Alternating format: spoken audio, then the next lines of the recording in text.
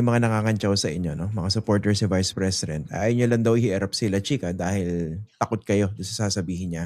Pero ang gusto kong pag-usapan para may mas sustansya, ano po ba yung risks 'pag nag-present kayo ng isang hostile witness, especially in the person of La Chica, given the context that Well, we're talking about now? actually, Christian, presenting a hostile witness is always risky eh. Mm, It is always risky kasi of course ang attachment niya nandun sa adverse party. Ang loyalty niya nandun sa adverse party. His or her position is against the position of the prosecution, which will be the party who will be presenting them, no?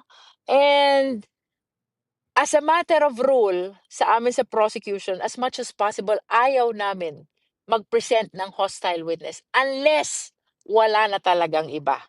Which is the case with respect to Gina Acosta, with respect to Edward Fajarda, and even with respect to Limuel Ortoño. Wala mm, kaming choice but to present them.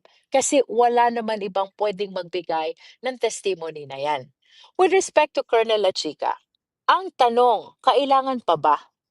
When Gina Acosta already testified, after niya ma-encash, tinurn over niya lahat ng cash dun sa security officer.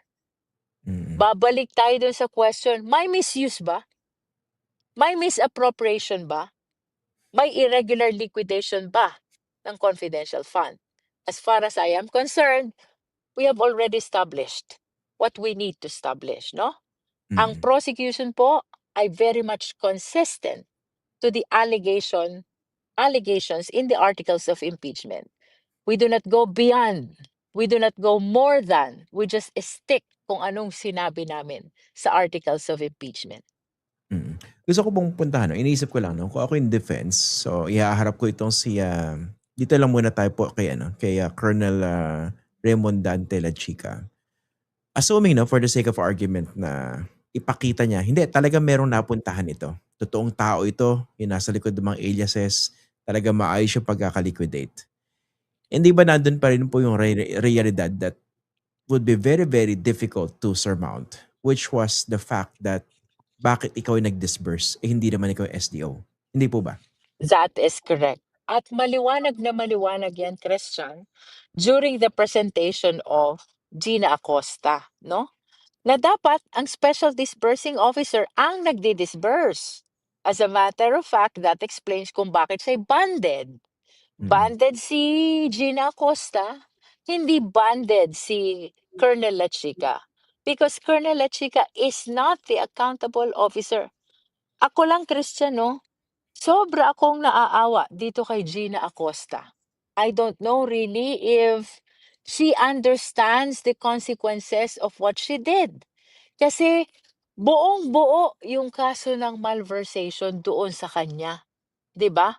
And if somebody will pursue a criminal case against these people, I think the representations made by Gina Acosta during the impeachment trial can be considered as admissions against her interest already, no?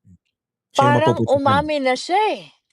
Kaya nga, ever since Christian, kung i-o-observe mo din si Gina Acosta, masyado siyang naging submissive talaga sa head of agency, kay Vice President Sara Duterte. As a matter of fact, there was one question to her na ang naging sagot na lang niya, "Tiwala po ako Yeah, na alam ng Vice Presidente ang ginagawa niya."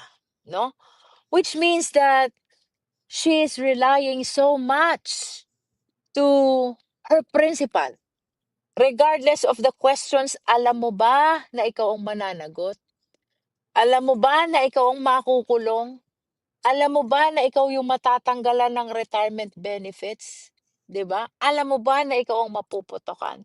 Regardless, talagang she trusts so much the head of agency that the less that she said, "Tiwala po ako na naiintindihan po ng Vice Presidente ang ginagawa niya." Ang Mm. gusto ko sanang itanong sa kanya, naiintindihan mo ba itong nangyayari sa'yo ngayon?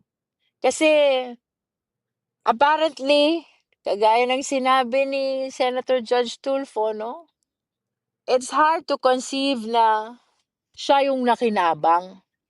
Kaya lang, sa nangyayaring ito, maliwanag, siya ang mapuputukan. Umamin siya na siya yung SDO, siya yung naging cash, siya yung banded, pero inamin din niya na tinurn over niya security officer and she simply relied on the acknowledgement receipts that were forwarded to him by the security officer. Opo. Ang That iniisip ko is a complete violation of the mandate to her as special disbursing officer. okey. Pero nga po 'no, kung titingnan din po yung konteksto nito kung bakit sobra yung tiwala niya, because apparently or so it seems, they go way back ni Vice President Sara Duterte, dun pa lang po sa Davao.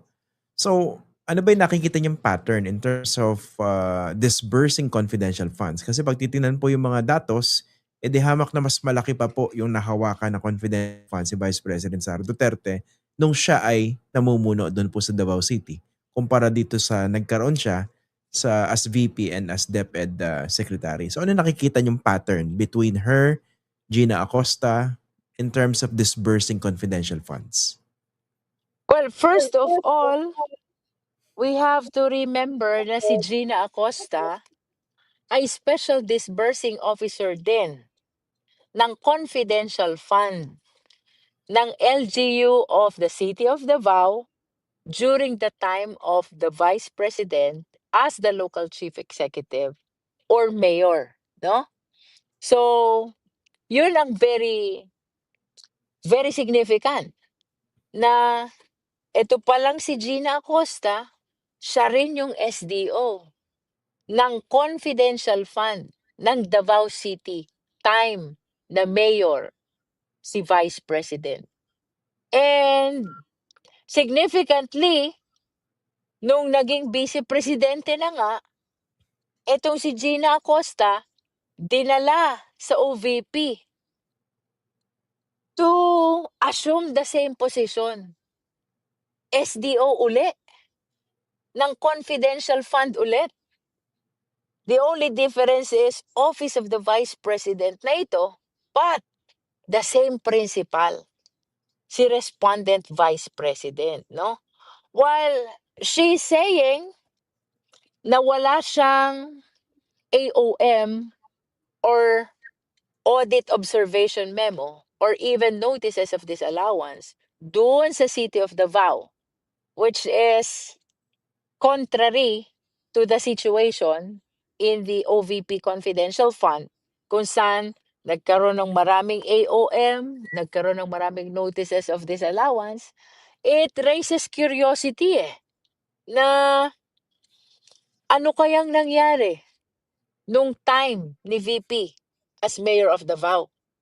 Because I know this is not part of the impeachment trial, but I can't help but think during that time, ang presidente ay si former President Rodrigo Duterte, no?